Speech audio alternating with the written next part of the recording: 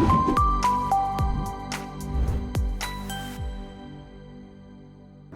Deliberate Leaders. I am your host, Allison Dunn, executive coach and founder of the Deliberate Leaders podcast, where we're dedicated to helping leaders build strong, thriving businesses. Each episode, we feature inspiring interviews to help you on your leadership journey. And today's guest is Karin Reed. She is the author of the book titled Suddenly Virtual: Making Remote Meetings Work. Karin is an on-camera communications expert. She's also the CEO and Chief Confidence Creator of Speaker Dynamics. Karin has been teaching business professionals how to be effective on-camera communicators for nearly a decade. And her upcoming book, Suddenly Virtual, helps us provide definitive guides for businesses looking to make their meetings as effective as possible in an ever-evolving new normal, which is so true. This topic is so prevalent in our society today, and I'm really looking forward to diving deeper into this conversation. Karin, thank you so much for joining us here today. Allison, thank you so much for having me. I'm looking forward to it. So we are in this online communication component on video, which I think has been a gigantic shift for every professional, regardless who you are, what industry you're in, and especially as a leader in leading their team. So what do you believe are some of the biggest barriers that are preventing our effectiveness when we're communicating in this fashion? There are quite a few of them. Just to give you a little bit of background, I've been teaching this kind of communication skill set for about a decade. So as somebody who has been an on-camera coach for a long time, it's been fascinating to watch the shift where everybody has embraced video, whether they wanted to or not, as a result of the pandemic. So, I oddly enough had product market shift as a result of the coronavirus, but, it's been really gratifying to be able to help people to better navigate this sort of meeting modality. So some of the things that really are challenging whenever you're communicating rather through a webcam is that whenever we're talking to somebody face-to-face, we're typically gauging how they're responding to our message by reading their facial expressions, reading their body language. But when you're talking to a webcam, that camera lens doesn't give you any feedback. So it creates this barrier to your communication effectiveness. The other thing that really has been problematic for lots of folks is that for the first time, they're seeing themselves communicate in real time, and seeing themselves on that screen can be disconcerting and distracting. And then there's also this whole idea that as soon as you introduce a camera into the equation, it feels like you are performing. And if we perform, we want to be perfect, right? But the harder we try to be perfect, the more elusive it becomes. And here's the thing, perfection is not what works on camera. What works on camera is authenticity, you just being you. But you have all these barriers to that authenticity. The conversation that I have a lot with my clients is to help them understand what they're actually saying. They're communicating through coaching or when they're leading. Right. And because this has been a big shift, people are actually now seeing, like, I think I'm relaxed and smiling, but it actually looks like a smirk. And it's so funny because your body language sends so many false signals. It does. Especially on camera. And here's what happens sometimes. People think, well, I'm just going to keep my camera off because I don't want to be giving off the wrong message. But that is a huge mistake, because the way we communicate is not just with our words. It's not just with our tone of voice. It's with our whole bodies. And if we take part of that away, we are diminishing our overall communication effectiveness. So even though the nonverbal cues in this environment are fewer than whenever you are face-to-face, they're still incredibly valuable. It's just a matter of being a little bit more aware of how we've kind of set ourselves up so that we can effectively communicate through this medium. And a lot of times it comes down to awareness of how we engage with the camera lens, but also how we take care of what I call our personal production value. And that's really how you show up whenever you are on webcam. So let's dive into it, because I know I know a lot of people are struggling with this and they say, well, I'm not good at that. But there's things we can be doing to make better at it. So what are some of the key tips that make a dramatic difference? So let's start first talking about performance. So the one thing I would always counsel people to do is if they want to speak with impact, you have to be looking at the camera lens, because the camera is the conduit to your conversation partner. And this goes against a lot of our natural impulses, right? Because what we want to do as human beings is to make eye contact with our conversation partner. But if I would do that, like right now, if I try to make eye contact with you, Allison, what does it look like to you? It looks like I'm not making eye contact with you, right? So you're very good at looking at your camera. I will give you that, because I am all about making sure you understand I'm looking at you, and I am really looking at you right now and not me. Right. And then you have to think about what it feels like on the other side, where they're like, wait, what's she looking at? She's not looking at me. She's looking somewhere, off to the side or down. So it really requires you to go against all your natural impulses. Whenever you want to speak with impact, you need to be looking at the camera lens. Now, that doesn't mean that you need to be held captive by the camera, because sometimes people are like, okay, I can't look away at all. That's not the case, because think about if you're talking to somebody in person, you are spending less time looking at them as the speaker than they are as the listener looking at you. So, you primarily pour your energy towards your conversation partner, who is through your lens, but you are also looking away and thinking about what you're saying next. Maybe you're looking up, but you always come back to them. So that means that you can glance down and I can see if you're smiling. I can see if you're nodding your head. I don't need to be staring at you the entire time, Allie, to make sure that you're listening to me.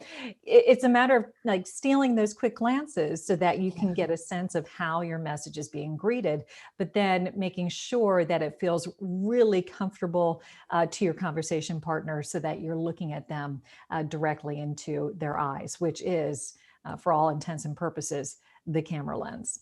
So that's the big thing from a performance standpoint. I think I am curious as to whether or not we'll develop a camera that does allow us to actually have the camera at the location of who you're speaking to. So that I have been asking for this for so many years, Allie, and talking to some of my hardware partners. I'm like, please embed the camera in the screen, because we know it was possible on like Back to the Future 2 and the Jetsons and Star Trek. So like, why can't it happen now? I think it'll be interesting too, Allison, to see if hardware, folks respond to that, because imprecise eye contact is a huge challenge. And so right now we kind of have to cheat it, but it's frustrating. It truly is. Yeah. Interesting thing that you've brought that up as a topic, because I don't know that I've personally ever felt like I was in disconnect on it until I go watch myself after the fact, when it goes up live on YouTube, and I'm like, who am I looking at? I know I was looking at you, but right. And it's even worse if people have multiple monitors and say that they have, their camera in a completely different location. They're spending time like this. Like, where are you looking? So that is the way that you can make the biggest change in how you present. The one caveat I would give is you have to think about where you want people to get their information. Sometimes you want them to be looking at you because you want them to get their information from your face. But there are times, like, for example, if you are sharing your screen and you want to talk them through information on a slide, at that point, you should be looking at your screen as well. So you kind of guide them with your gaze. If you're looking at the screen and talking through a data point, then that makes sense to them. But as soon as you're done talking to the content on the slide, I would re-engage with the camera, because that signals to them, oh, wait, I'm supposed to be looking at her again. Right. Okay. How can you train people to do that? Or is it just like an exercise, like getting used to looking at the lens versus at the individuals? So it eventually becomes second nature, but while you're trying to build habit, there are a couple of tricks that you can employ. Give us the tricks. You can take a picture of a family member, friend, that you put beside your camera lens, just to remind you that you're talking to a person. Because we all have had the experience where we felt like we are talking to no one. And whenever that goes through our minds, it is very apparent in our faces. Truly. We look like we are disconnected. So you always want to remember that you're talking to a person, even though they're not in the same physical room with you. So a picture can help. The other thing that I've seen people do with success is have taken like those little Post-it note arrows and have them pointed towards the camera, because it's just a reminder, this is where you should be looking. This is where you want to direct your gaze. And then another creative example that I heard from one of my clients is they took little googly eyes and put it on either side of their camera lens. And it was a fun way to remind them, hey, this is where I should be looking. So that those are a couple of tricks that you can try. That's great. With those, one of my questions was, what are the best ways to maximize the message that you're delivering on screen? All of those are incredibly helpful, but doesn't necessarily speak to how to maximize the message. Yeah, in terms of messaging, it is all about simplicity. And this is kind of a best practice, whether you're on camera or off. So I recommend the rule of three, which is actually dating back to Aristotle in his book Rhetoric, where people are more likely to remember information if it's presented in triads. So I would think about having three buckets of information that you want to convey. And then even within those buckets of information, maybe you have like three subpoints. And what that allows you to do is you can trim your content based upon the amount of time that's allotted. So say that you walk in with a 30-minute speech and you have three main points that you want to make. Sometimes they'll say, oh, you know what? The person in front of you went long. Can you cut it in half? And you might be tempted to just say, okay, I'm going to cut out point 3. Well, rather than doing that, think about cutting out the three subpoints in each of those buckets. And it's almost like, if I think about it as chopping vertically rather than horizontally in an outline. And that way you can maintain the integrity of your message. But one of the great things about video is it allows you to connect. One of the downsides of video is it is a terrible place to do a data dump. It does not carry a huge amount of information. So I would use video as a way to create connection and then to guide them to another resource where they can really take a deep dive. Okay. Excellent pieces of advice. Very good. How can our listeners use the camera to their advantage in a world that has gone truly remote? Well, it definitely will set you apart if you learn to master speaking through a camera lens, because this is not going to go away. All trends indicate that even after the pandemic, people will continue to have virtual communication be part of their corporate communication DNA. So it makes a lot of sense to figure out how to do this well. So I would say, first of all, lean into honing your skills. I teach a technique called the MVPs of on-camera success, which is having the right mental mindset, using vocal variety, and understanding physical factors, which is, really how your body language speaks whenever you are on camera. So I think paying attention and investing in building up your skills in that area is a great way to do it. So, hooking up with a coach, there are resources online. I actually have an online course which allows you to become better at it, which is self-paced. And that is pretty appealing to lots of busy folks who don't have the time to, invest, 2 days straight on training.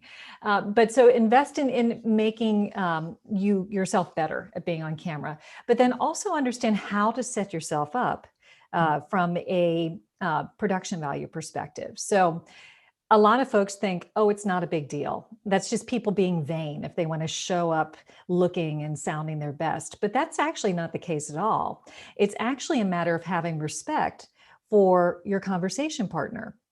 Because if your face is in shadows or your audio is all crackly, it's equivalent to being on a phone call with somebody and forcing them to deal with a bad connection. It's irritating and it's annoying. So you don't want to do that to the people on the other side.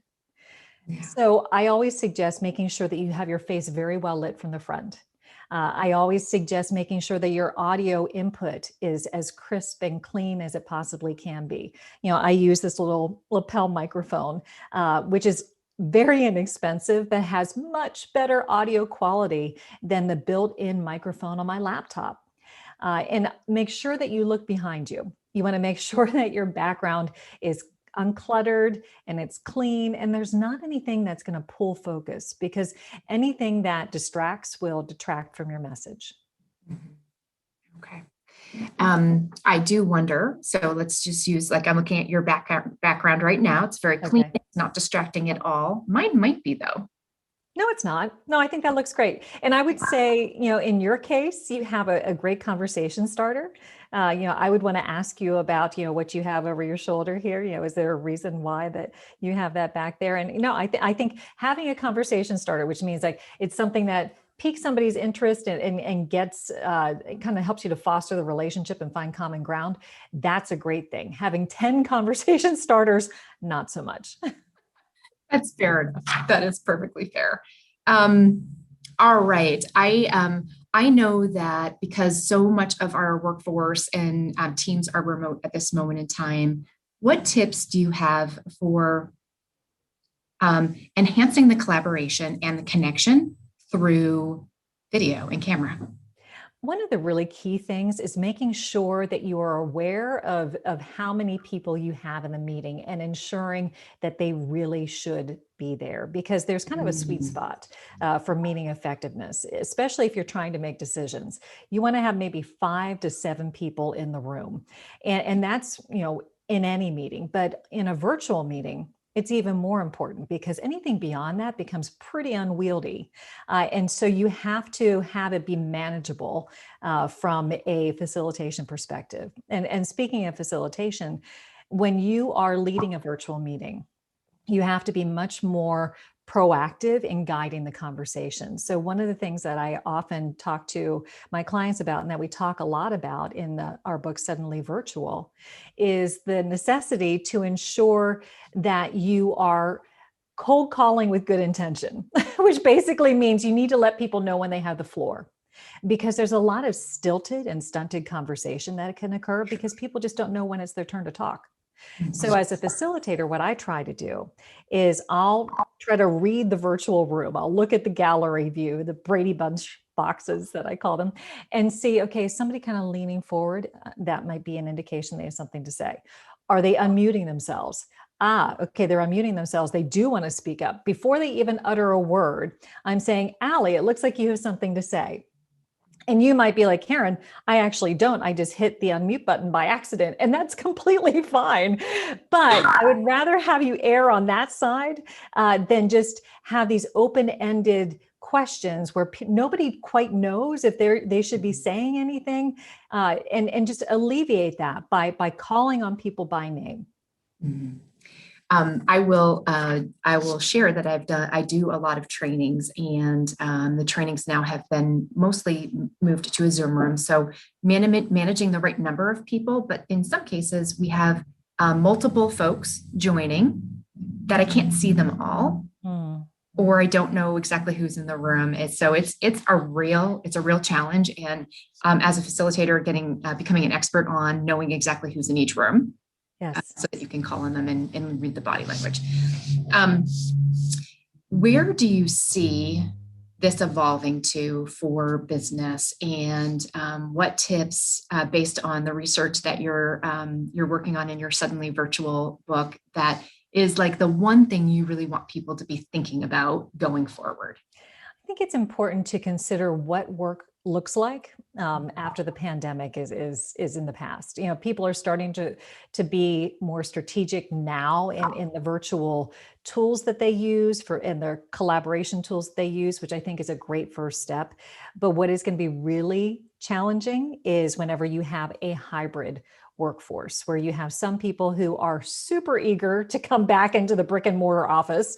And then you have others who are like, you know what, this remote work is working for me.